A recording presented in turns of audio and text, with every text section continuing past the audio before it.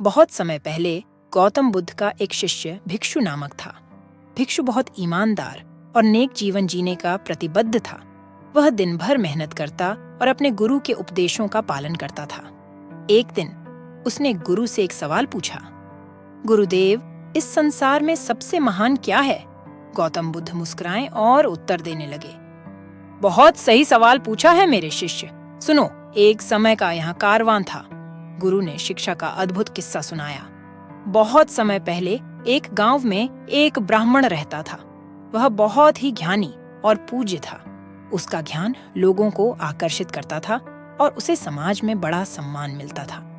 एक दिन भिक्षु गांव में आया और ब्राह्मण के पास गया।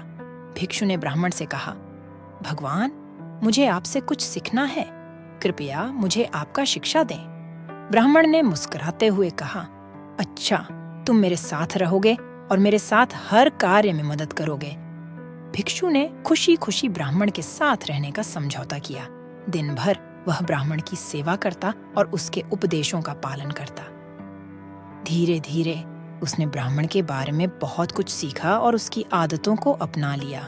एक दिन ब्राह्मण ने भिक्षु से कहा, तूने बहुत अच्छा कार्य किया है और अब मैं तुझे एक बहुत ही महत्वपूर्ण उपदेश देता हूँ। भिक्षु ने उत्साह से सुनना शुरू किया। कृपया ब्राह्मण जी, आपका उपदेश सुनने का इंतजार है। ब्राह्मण ने कहा, शिक्षा का सार है कि तूने ईमानदारी से और नेक भावना के साथ सब कार्य किए हैं, परंतु सच्चा ईमानदारी यह है कि तू अपने हृदय से और दूसरों के हित में कार्य करे। भिक्षु ने सोचा, यह तो सच है, पर मैं कैसे दूसरों के हित में कार्य कर सकता हूँ? ब्राह्मण ने एक छोटे से बर्तन में पानी भरकर भिक्षु के पास ले आए और कहा, जानता है, इस बर्तन को भरना है, पर इसे भरकर कहीं और छोड़ना नहीं है। भिक्षु ने हाथ में बर्तन लिया और देखा कि जब वह बर्तन भरकर दूसरी जगह पहुंचा तो पानी बर्तन से बाहर बह गया। ब्राह्मण ने मुस्कुराते हुए कहा, देखा भिक्षु, तुमने तो ईमानदारी से बर्तन भरा, परंतु उसे अपनी स्थिति और परिस्थितियों का ध्यान नहीं रखा। तुम्हें यह सीखना होगा कि तुम अपने कार्यों को सही समय और सही स्थान पर करो। इस उपदेश से भिक्षु ने सीखा कि ईमानदारी से कार्य करना ही महत्वपूर्ण नहीं है, बल्कि उसे सही समय और सही स्थान पर करना भी बहुत आवश्यक है।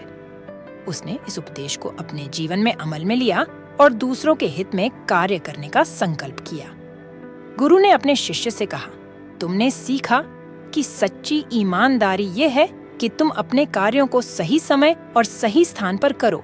यही शिक्षा है जो हर व्यक्ति को सीखनी चाहिए। भिक्षु ने गुरु का आभार व्यक्त किया और उसने इस उपदेश को अपने जीवन का मूल्यांकन किया।